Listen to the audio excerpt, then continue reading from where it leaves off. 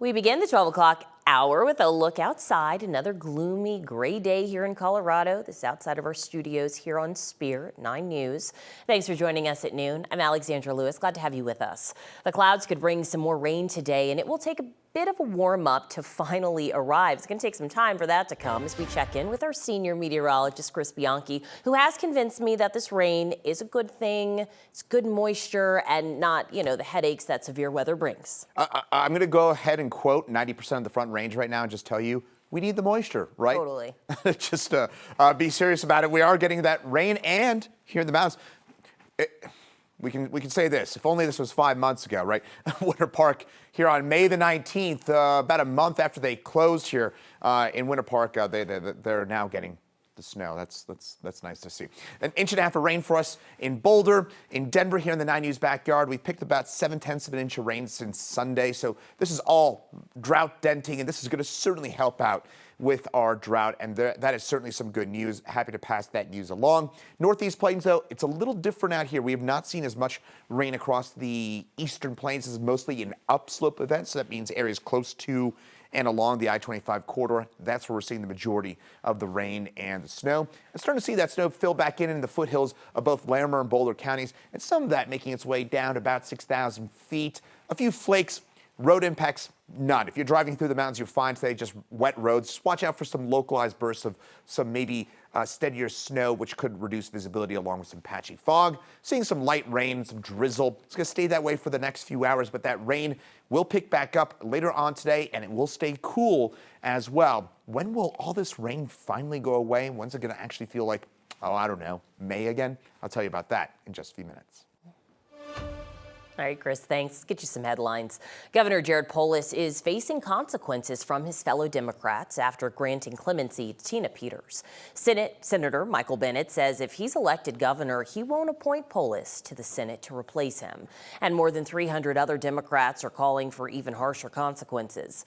Polis's decision to free Peters from prison comes less than 2 years into her 9-year sentence for leading a breach of voting systems while searching for unsubstantiated election rigging claims from President Trump.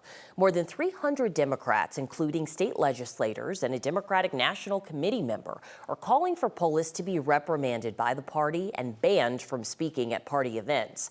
Polis granted Peters clemency late last week after Trump spent months taking action against Colorado, including withholding disaster aid, blocking a clean drinking water project, and even threatening to close a world-class science lab. Peters is now set to be released in June. 2 people are in the hospital this afternoon after a car crash early this morning. It happened around 2 a.m. near 10th and Perry. That's just a few blocks southwest of Colfax and Federal. Denver police say the car got airborne. It hit the roof of that home. We've seen some of the damage to the fence in the house throughout the morning. The driver and passenger were both taken to the hospital with some serious injuries. Multiple people inside had minor injuries from debris, but they were not hit by that car, luckily. The driver was arrested for investigation of vehicular assault. Aurora police will now have to get the city manager's stamp of approval before posting anything on social media. The emergency resolution passed 6-4 late last night at Aurora City Council, despite critics arguing that this goes against transparency. 9 News reporter Shalima Maharaj shares the latest details and some reactions following the vote. That's right. The controversial new policy was close to being voted on without public comment or discussion at council. But those who stood in opposition to it brought it to the general agenda. And so that paved the way for amendments to be brought forward.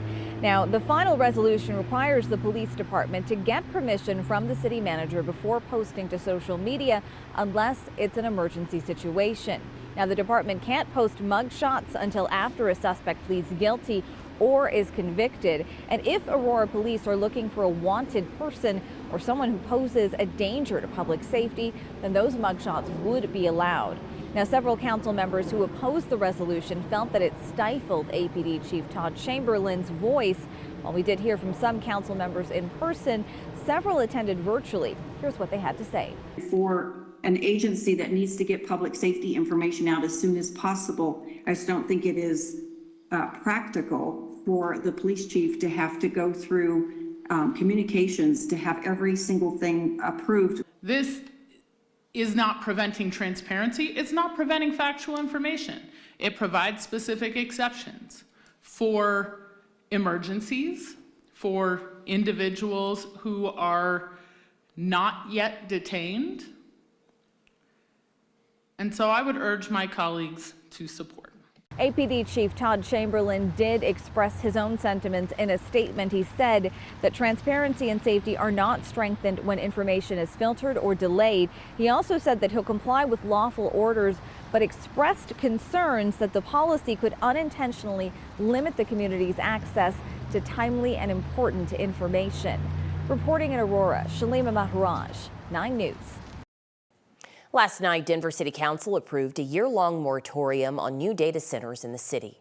New zoning permits and site development plans for data centers will be paused while the city drafts regulations on things like energy use, water consumption, and noise.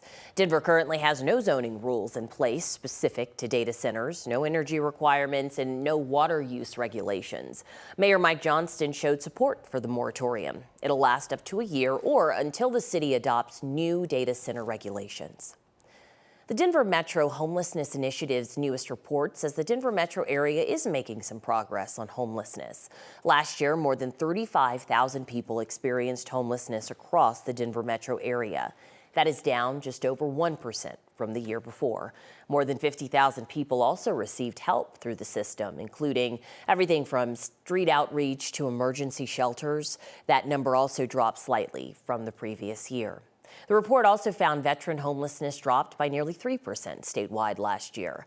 The Metro Denver Homelessness Initiative says last year's numbers show progress and credits partnerships across the state for the improvement, while acknowledging there is still a lot of work to do.